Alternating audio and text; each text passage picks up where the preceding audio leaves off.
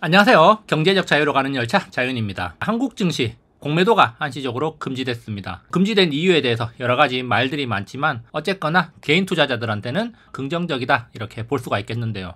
그럼에도 불구하고 여전히 한국 주식시장 정직하지 못합니다. 할 말 많지만 오늘 딱 두 가지만 하고, 그리고 우리가 개인 투자자로서 어떻게 대응하면 좋을지 여기에 대해서 이야기해 보도록 하겠습니다.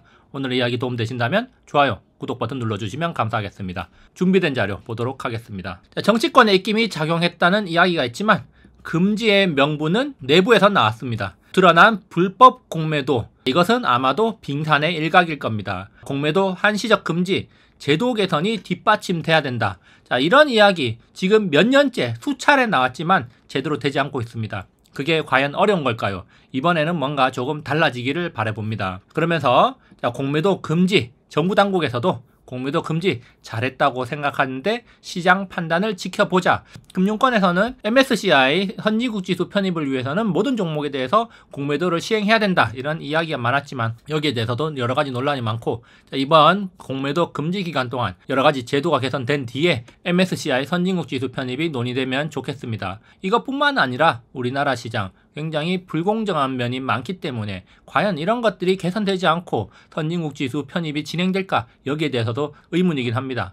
기울어진 운동장을 바로잡고 선진국지수 편입으로 가야 되지 않겠습니까? 자, 그런데 공매도가 금지됐음에도 불구하고 시장 조성자를 핑계로 공매도는 계속되고 있다는 점 참고할 필요가 있습니다. 물론 그 수량이 급격하게 줄어들고 있고 아마도 다음 주부터는 시장 조성자를 핑계로 공매도를 해왔던 세력들도 서서히 자취를 감출 것 같은데요. 거기다가 더 심한 것은 업틱룰 예외 공매도로 시장을 억지로 누르고 있다는 겁니다. 자, 여기 보시면은 지난 한 달 동안 공매도 수치입니다. 자, 코스닥에서 한 달 동안 평균적으로 하루에 2천억 정도의 공매도가 나왔습니다. 많이 나올 때는 2,500억, 3천억 가까이 공매도가 나오기도 했는데요. 공매도 금지 조치가 나오고 난 다음 날에도 1,600억 가량의 공매도가 나왔다는 점 주목할 필요 있고요. 그리고 공매도 금지 조치가 시행된 둘째 날에도 900억 이상의 공매도가 나왔고, 셋째 날이 되어서야 공매도가 굉장히 많이 줄었습니다. 자, 그래서 이제 시장 조성자를 핑계로 공매도를 해왔던 세력들도 공매도 금액을 줄여가고 있는 거 확인할 수 있는데요. 제가 여기서 눈여겨본 것은 시장 조성자들이 공매도를 한 금액이 줄었다는 것보다 업틱룰 예외 공매도가 굉장히 많아졌다는 점입니다. 여기 보시면은 주황색 선이 있습니다. 여기 주황색 선이 이렇게 있는데, 그동안 업틱룰 예외 공매도 금액은 평균적으로 500억이 되지 않았습니다. 공매도를 칠 때는 업틱룰을 지켜야 되는데, 업틱룰이라는 것은 공매도를 칠 때 아래쪽에 매수 호가로 바로 매도를 할 수 있는 게 아니라 매도 호가, 즉 현재가보다 한 호가 높은 곳에 물량을 대어놓고 그것을 누군가가 매수를 해야지 공매도가 체결되는 겁니다. 다시 말해서 주가가 올라가려는 것을 위해서 공매도를 계속 치면은 주가가 눌리게 되고, 자, 그래서 더 이상 매수할 여력이 없게 되면은 계속해서 주가가 떨어지겠죠. 그러면 그 떨어지는 호가에 맞춰 가지고 현재가보다 한 호가 높은 곳에 물량을 대놓고 그걸 가지고 공매도를 하는 건데요. 그런데 업틱룰 예외라는 것은 현재 기준가보다 낮은 매수 호가로 바로 매도를 칠 수 있다는 겁니다. 예를 들어서 매수 1호가에 100주의 물량이 있다면은 100주 이상을 그냥 공매도를 쳐가지고 가격을 떨어뜨릴 수가 있다는 거예요. 그렇기 때문에 이 공매도를 칠 때는 업틱룰을 지키는 게 기본 룰입니다. 자, 그래서 시장 전체의 공매도 비중에 비해서 업틱룰의 비중은 굉장히 낮은 편이었습니다. 그런데 이번에 공매도 금지가 시행되고 나서 3일 동안 어떤 현상이 나타났느냐, 공매도 금액이 현저하게 줄어들었지만 업틱룰 예외 금액은 굉장히 많이 늘어났다는 겁니다. 자, 이 업틱룰 예외 금액이 많이 늘어났다는 거는 인위적으로 주가를 떨어뜨릴 수 있다는 거예요. 그래서 최근 공매도 금지가 되고 나서 3일 동안 업틱룰 예외 공매도가 과거보다 더 많이 늘어났다는 점에서 공매도 세력들은 주가를 떨어뜨리기가 더 쉬웠다는 겁니다. 그래서 10월 7일과 10월 8일에 주가가 많이 빠졌고, 그 중에서도 특정 업종, 특정 종목의 주가가 많이 빠졌는데 그 종목들에서 업틱룰 예외 공매도가 많이 나왔다는 점 주목할 필요가 있습니다.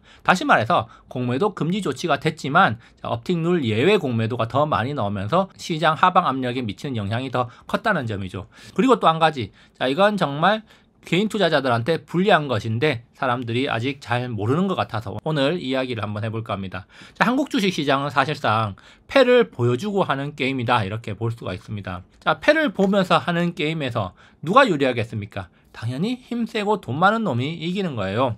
자, 그래서 매매 주체별 매수 매도 거래 대금이 다 공개가 됩니다. 개미가 사면 주가가 하락하고, 그리고 기관이나 외국인이 사면 주가가 오르는 현상, 결코 이것이 우연은 아닐 것이다 이렇게 또 볼 수가 있는데요. 자, 여기 보면은 우리나라 주식시장은 어떻게 보면은 굉장히 친절합니다.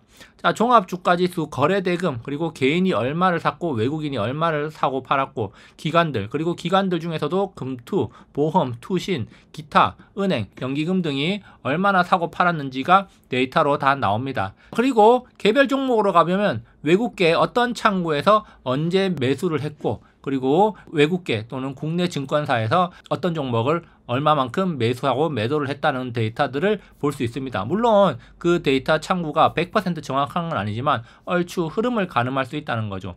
그리고 더 중요한 것은 기관이나 외국인이 어떤 종목을 얼마나 샀고 얼마나 팔았고, 그것보다 개인이 어떤 종목을 얼마나 샀는지 그런 것들을 확인할 수 있다는 게 더 중요합니다. 자, 더 중요합니다. 왜냐하면 개인들이 많이 산 종목들, 그런 종목들이 폭락을 하거나 주가가 하락하는 사례가 많기 때문이죠. 기업의 펀더멘탈, 기업은 굉장히 좋고 실적도 좋게 잘 나오는데 올라야 될 것 같아서 개미들이 많이 몰렸는데 정작 시간이 지나다 보니까 그 주가가 실적은 좋지만 굉장히 많이 하락하는 그런 모습들을 많이 볼 수가 있는데, 물론 주가 움직임에 대해서 여러 가지 해석이 가능하지만 개인들이 많이 몰리는 종목이 하락세가 두드러지는 모습이 쉽게 우리나라 주식시장에서 찾아볼 수 있다는 겁니다. 그래서 어떻게 본다면은 선진국 지수 편입을 위해서는 이런 것들도 자, 미국을 따라가는 게 좋지 않을까. 자, 미국은 종목별 매매 주체가 공개되지 않습니다. 누가 사고 누가 팔고 있는지 알 수가 없다는 겁니다. 누가 사고 있고 누가 공매도를 치고 있고 누가 실제로 매도를 하고 있는지 알 수가 없다는 거예요. 그렇기 때문에 미국 주식시장은 오직 기업 가치, 펀더멘탈에 따라서 판단하고 거래가 이루어집니다. 개입되지 않는다는 거죠. 자, 그런데 한국은 기업 가치, 펀더멘탈 외에 매매 주체가 누군가에 따라서 주가 흐름에 영향을 미친다고 할 수 있습니다. 자, 이게 무슨 말이냐? 제가 한번 예를 들어 봤는데요.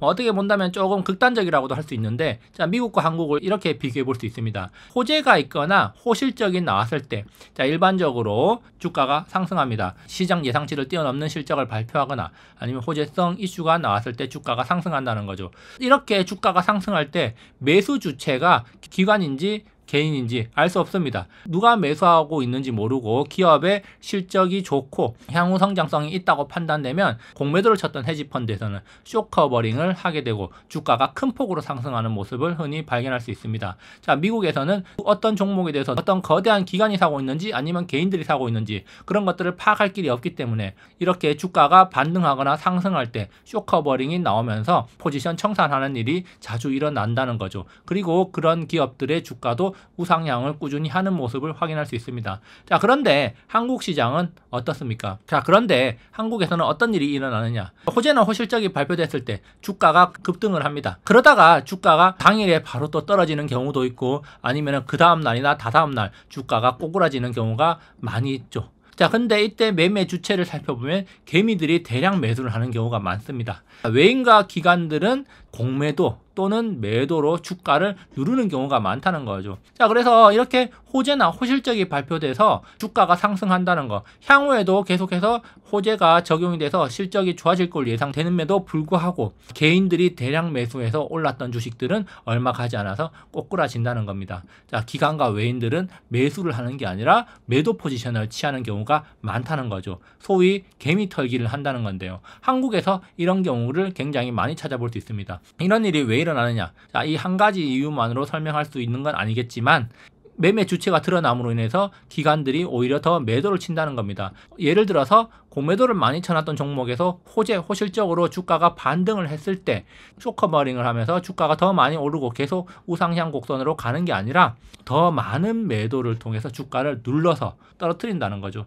그리고 개인 투자자들은 올라갈 줄 알고 매수를 했는데 주가가 계속 떨어지니까 실망감을 느끼고 또 손절을 하거나 매도를 해서 빠져나오게 되죠. 그런 경우가 한국에서는 많이 발생하는데 한국 시장은 패를 보면서 하는 게임이기 때문에 여러 가지 면에서 개인들이 불리하다는 거죠. 자, 그래서 누가 사고 누가 파는지 모를 때는 오직 기업의 펀더멘털만 보고 판단을 하지만 누가 사고 누가 파는지 알 수 있을 때는 사고 파는 주체가 누구인지에 따라서 포지션을 변화를 줄 수가 있다는 겁니다. 자, 개인이 사고 있다? 그러면 돈 많고 힘센 놈들이 주가를 억지로 끌어내려 가지고 그 개인들이 다 팔고 나갈 때까지 주가를 누른다는 거고, 오히려 개인이 팔고 기관이나 외국인이 샀다 그러면 돈 많고 힘센 놈들이 종목을 사는 거기 때문에 매수가 더 더해져서 주가가 급등하게 되는 그런 현상들이 많이 나타난다는 거죠. 돈 많은 놈이 무조건 이긴다는 게 한국 시장의 룰입니다. 이건 역시 기울어진 운동장이 아닐까 이렇게 생각을 해보고요. 그렇기 때문에 우리나라 주식시장 여러 가지 제도적인 면, 규칙 면에서 글로벌 스탠다드를 따라가기를 바랍니다. 자, 미국 시스템을 벤치마킹하고 처벌을 강화했으면 좋겠습니다. 처벌이 약하니까 사실 불법이 자행되고, 그리고 선진국 지수 편입을 원한다면 미국의 여러 가지 제도들을 벤치마킹해서 우리나라에 적용시켜 준다면은 개인들도 그런 것들에 만족을 하면서 주식 투자를 할 수 있지 않을까 이렇게 생각을 합니다. 자, 그래서 개인 투자자들 이미 우리는 기울어진 운동장에 서 있습니다. 물론 기울어진 운동장에서 잠시 나가 있을 수도 있지만 또 많은 사람들이 여전히 기울어진 운동장에 있기 때문에 이 기울어진 운동장의 환경에 맞춰서 생존법을 터득을 해야겠죠. 뭐 불평불만만 한다고 해서 내 계좌가 늘어나는 게 아니라 또 이런 상황에서도 우리가 어떻게든 또 생존법을 터득을 해야겠습니다. 자, 그러면 어떻게 생존을 하면 좋을까? 여기에 대해서도 생각을 해봐야겠는데요. 생존의 기본 원칙을 생각해 본다면 버티고 인내하는 것, 가장 기본적인 원칙이 아닐까 이렇게 생각이 됩니다. 죽을 것 같아도 피가 터져서 거리가 피로 물들어도 버티자. 내가 많이 쥐어 터져가지고 피가 바닥에 흥건하게 젖었더라도 내가 쓰러져서 죽으면 안 됩니다. 어떻게든 살아남아서 생존을 해야 된다는 겁니다. 투자 성공의 여부는 얼마나 오랫동안 세상의 비관론을 무시할 수 있는지에 달려있다는 피터 린치의 말을 한번 생각해 볼 필요도 있겠고요. 그리고 최적의 매수 타이밍은 시장에 피가 흥건할 때이다.